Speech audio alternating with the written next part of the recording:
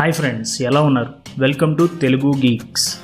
మీరందరూ rich dad poor dad మీద ఇంకా వీడియోస్ చేయమని అడిగారు. సో అందులో ఉన్న మిగతా ఇంపార్టెంట్ విషయాల్ని చిన్న చిన్న ఎపిసోడ్స్ కింద చెప్పాలని అనుకుంటున్నాం. ఈరోజు రిచ్ డాడ్ పూర్ డాడ్లో ముఖ్యమైన 2 కాన్సెప్ట్స్ చూద్దాం. అందులో మొదటిది leave the rat race to get rich. ఈ పుస్తకంలో రాబర్ట్ కియోసకి ర్యాట్ రేస్ అనే పదాన్ని చాలా ఎక్కువసార్లు వాడారు. ర్యాట్ రేస్ అనే దానికి అర్థం చెప్తూ ఏమంటారంటే, మన కోసం తప్ప మన చుట్టూ ఉండే వాళ్ళ కోసం కష్టపడి నిరంతరం పని చేయడం. దీని అర్థం ఏంటంటే, మనం కష్టపడి పని చేస్తే మన గవర్నమెంట్, మన బిల్లులు కలెక్ట్ చేసేవారు, మనం ఏ కంపెనీలో అయితే పని చేస్తున్నామో ఆ కంపెనీ యజమానులు, వీళ్ళందరూ మన కష్టంలో నుంచి వచ్చే మెజారిటీ లాభాలు ఎంజాయ్ చేస్తారు. ఇది మనకి నచ్చకపోయినా 70% మంది ఇలాగే జీవిస్తారు. ఎందుకంటే సొంతంగా ఏమైనా చేద్దామని ఆలోచన రాగానే ఎవరేమనుకుంటారో, మన సొసైటీ ఏమనుకుంటుందో అని ఫీల్ అవుతూ మనకి వచ్చే ఆలోచనల్ని తొంగలో తొక్కి అందరితో కలిసి గుంపులో గోవిందాన్ని బ్రతికేస్తున్నాం. చిన్నప్పటి నుంచి మనకి ఒక మంత్రంలా ఒక విషయం చెప్తూ ఉంటారు, స్కూల్కి వెళ్ళు, బాగా కష్టపడి చదువు, మంచి ఉద్యోగం తెచ్చుకో అని. కానీ ఈ ఐడియా చాలా పాతదైపోయింది. మన పేరెంట్స్కి వాళ్ళ పేరెంట్స్కి ఈ అడ్వైస్ పనిచేసిందేమో, కానీ ఇప్పుడు ఉన్న ఈ ఫాస్ట్ పేస్డ్ యుగంలో ఈ ఫార్ములా వర్కౌట్ అవ్వదు. నిజం చెప్పాలంటే మనం కష్టపడి చదివి మళ్ళీ కాలేజీకి వెళ్ళి చదివి మంచి జాబ్ తెచ్చుకున్నంత మాత్రాన మనం అనుకున్న ఫైనాన్షియల్ గ్రోత్ ఉండదు.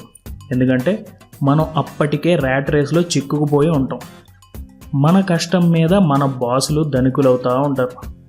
మనకి ఇవన్నీ ఒకవేళ తెలిసినా మనం మాత్రం అదే పాత ఫార్ములా ఫాలో అవుతాం. ఎందుకంటే మనల్ని అలా చిన్నప్పటి నుంచి బ్రెయిన్ వాష్ చేసేసారు కాబట్టి. దీన్ని ఫాలో అవడం వల్ల మనం సొసైటీ నుంచి తప్పించుకుంటామేమో, కానీ బాగా ధనవంతులు మాత్రం అవ్వం. సో మనం ధనవంతులు అవ్వాలంటే ఈ ర్యాట్ రేస్ నుంచి బయటికి రావటం చాలా ముఖ్యం. Second concept, fear and greed are dangerous. డబ్బుల విషయం వచ్చేసరికి ఎవరైనా సరే, వాడికి డబ్బు ఉండని ఉండకపోని, వాళ్ళు 2 బేసిక్ ఎమోషన్స్ ఎక్స్పీరియన్స్ చేస్తారు. ఒకటి దురాశ, ఇంకోటి భయం. మన దగ్గర డబ్బులు ఎక్కువ ఉంటే మన ఫోకస్ అంతా కొత్త వస్తువులు కొనాలని ఉంటుంది. మన దగ్గర డబ్బు లేకపోతే ఎప్పటికీ మనం డబ్బు సంపాదించలేమేమో అని భయం ఉంటుంది. ఎవరికైతే డబ్బుల్ని ఎలా ఖర్చు చేయాలనే విషయం మీద నాలెడ్జ్ ఉండదో వాళ్ళకి ఎమోషన్స్ కీలక పాత్ర పోషిస్తాయి. ఎగ్జాంపుల్గా చెప్పాలంటే, మీకు ఒకవేళ ప్రమోషన్ వచ్చి మీ జీతంలో హైక్ వచ్చింది అనుకుందాం. అప్పుడు మీకు 2 ఆలోచనలు ఉంటాయి. ఒకటి, మీరు ఈ డబ్బంతా తీసుకువెళ్ళి స్టాక్ మార్కెట్లోనో, హెడ్జ్ ఫండ్స్లోనో, లేకపోతే ఏమైనా బాండ్స్లో ఇన్వెస్ట్ చేస్తే ఆ ఇన్వెస్ట్మెంట్ మీకు కొన్ని సంవత్సరాల తర్వాత కొద్దిగా తిరిగి వస్తుంది. 2వ ఆలోచన ఏంటంటే, ఇన్వెస్ట్మెంట్ ఎందుకులే, వచ్చిన డబ్బుల్ని ఎంజాయ్ చేద్దాం, ఏదో కారు కొందాం అనుకుంటాం. ఈ విషయంలో భయం అండ్ దురాశ ఎలా పనిచేస్తాయో చూద్దాం. ఎవరికైతే ఫైనాన్షియల్ ఇంటెలిజెన్స్ ఉండదో వాళ్ళు వాళ్ళ ఎమోషన్స్కి లోనైపోయి నిర్ణయాలు తీసుకుంటారు. మనం డబ్బులు కోల్పోతాం అనే భయంతో స్టాక్ మార్కెట్లో కానీ వేరే అసెట్స్లో కానీ ఇన్వెస్ట్మెంట్ చేయం. వాటి వల్ల మనకి లాంగ్ టర్మ్లో డబ్బులు వస్తాయి అని తెలిసినా మనకి రిస్క్ ఎందుకని ఆలోచనల్ని వదిలేస్తాం.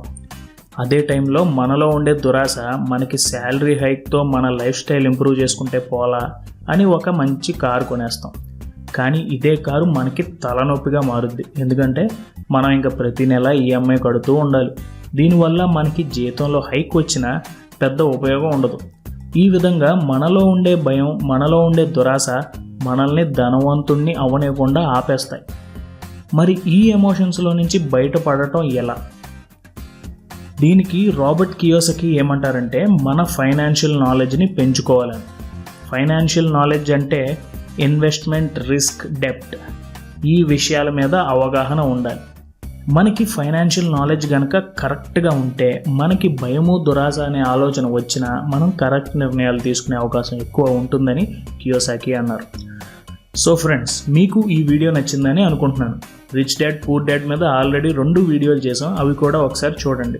మీకు మా ఎక్స్ప్లెనేషన్ నచ్చితే ఈ బుక్ మీద మేము ఒక పీడిఎఫ్ని తయారు చేసాం. కింద డిస్క్రిప్షన్లో ఉన్న లింక్ ద్వారా డౌన్లోడ్ చేసుకోండి.